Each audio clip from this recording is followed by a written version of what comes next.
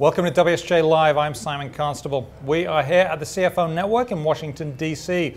One of the questions on a lot of people's minds, how are small and medium-sized businesses doing? Well, let's ask someone who sells stuff to them. It's Paul Reilly of Arrow Electronics. Thanks for being here, sir. Thank you, Simon.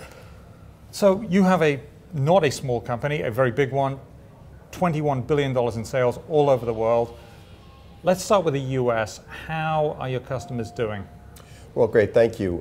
Yeah, what we're seeing is a bit of an uneven recovery in the economy, not just this year, but over the last several years. And we've seen pockets of strength for big companies and small.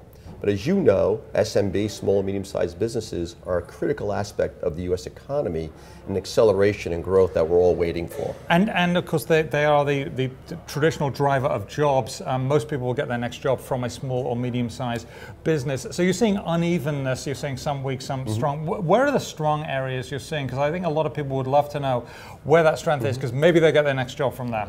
Well, I think what we're seeing right now is a bit of a rebirth in manufacturing in the United States.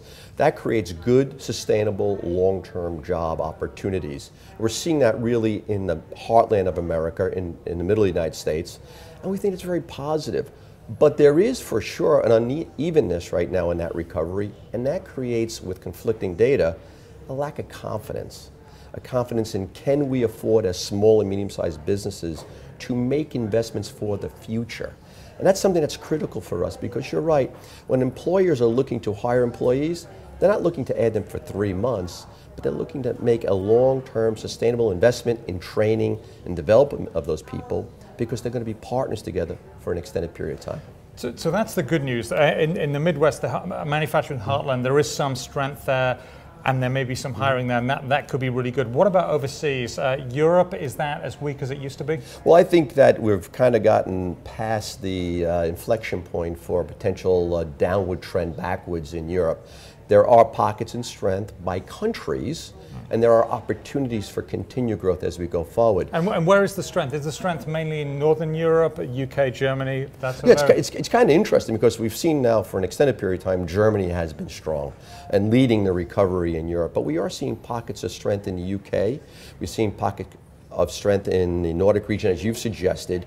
And we're starting to see the patient come back, maybe get into rehab now in places like Portugal or Spain, even France and into Italy right now. So I think what we're seeing is steady improvement, a bit more unsettled than our recovery in North America, and a bit more unevenness at this point in time.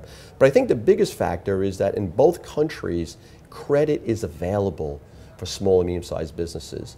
That will give them a bit of a safety net as they go forward, willing to invest, willing to have the capital to be able to commit for that growth going forward. And quickly, Asia, talk about China. Sure, Asia. Well, we've seen a loosening of the credit and capital requirements by the government about 18 months ago.